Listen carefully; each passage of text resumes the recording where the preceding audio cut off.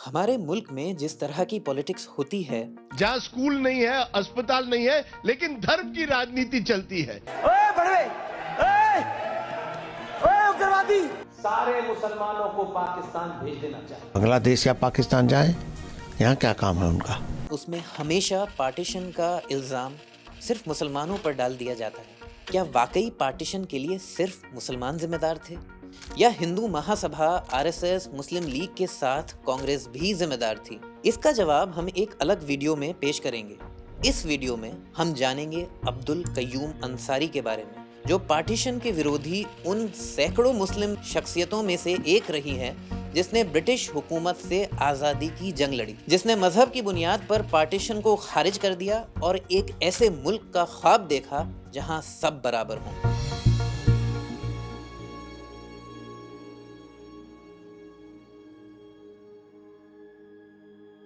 अब्दुल कय्यूम अंसारी 1905 में बिहार के दिहरी आन सोन में पैदा हुए थे। उनकी माँ आलिमा और हदीस की जानकार थीं और उनके नाना एक इस्लामिक स्कॉलर थे। इस तरह उनकी परवरिश एक इस्लामी माहौल में हुई थी। जब वो 12 साल के थे तभी अली ब्रदर्स से मुतासिर होकर खिलाफत और नॉन कोऑपरेशन मूवमेंट्स से जुड़ गए थे। इन मूवमेंट्स में शामिल और आज़ादी की जंग में एक्टिव होने की वजह से 16 साल की उम्र में अंग्रेज़ों ने उन्हें जेल में डाल दिया और इस दौरान उन्हें कई बार जेल भी जाना पड़ा। फिर भी वो हार नहीं माने और अंग्रेज़ी हुकूमत के खिलाफ लड़ते रहे। अंसारी ऑल इंडिया मोमिन कॉन्फ्रेंस से जुड़े रहे और लंबे वक्त तक उसके प्रेसिडेंट भी रहे। दरअसल मोमिन कॉन्फ्रेंस की स्थापना 1926 में कलकत्ता में हुई थी, जिसका मकसद पिछड़े मुसलमानों की सोशल और इकोनॉमिक तरक्की पर जोर देना था। ये ऑर्गेनाइजेशन मुसलमानों में मौजूद गैर बराबरी खत्म करने के लिए काम करती थी। अंसारी यूथ लीडर के तौर पर कांग्रेस और उसकी नेशनलिस्ट आइडियोलॉजी से भी जुड़े रहे और साल 1928 में उन्होंने कलकत्ता में साइमन कमीशन के खिलाफ प्रोटेस्ट किया।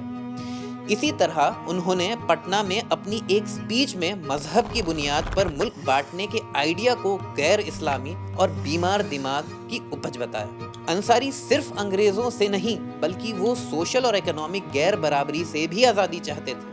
उनका जोर खास तौर से मुसलमानों के बीच सोशल जस्टिस कायम करने पर था।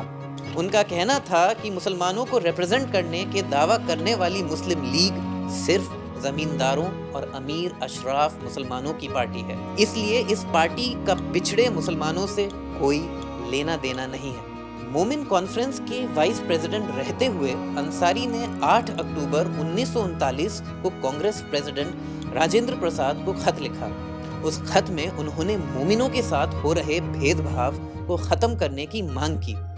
यहाँ बताना जरूरी है कि मोमिन लफ्ज़ का इस्तेमाल 20वीं सदी के शुरुआत में पहली बार मुस्लिम जुलाहा कम्युनिटी के लिए किया गया, क्योंकि जुलाहा कम्युनिटी के लोग जुलाहा लफ्ज़ को डेरोगेटरी मानते थे।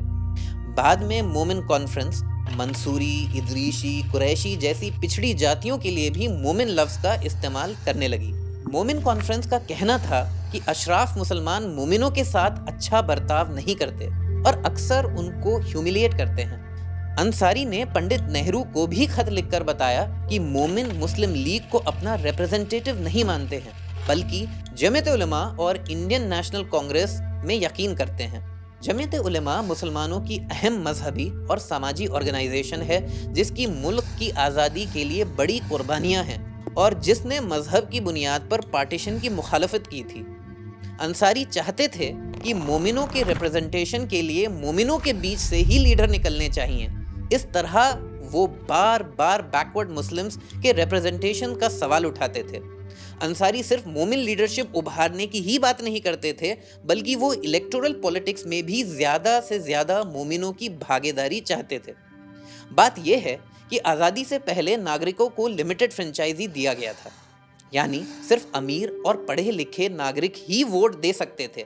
इस सिस्टम से मुसलमानों में ज़्यादातर अमीर अशराफ मुसलमानों को ही वोट देने का अधिकार था, जबकि गरीब और कम पढ़े लिखे मोमिनों की एक बड़ी आबादी वोट देने के अधिकार से महरूम थी। अंसारी ने मोमिनों को इस चुनौती से बाहर निकालने के लिए मोहनदास करमचंद गांधी और राजेंद्र प्रसाद को टेलीग्राम भेजा।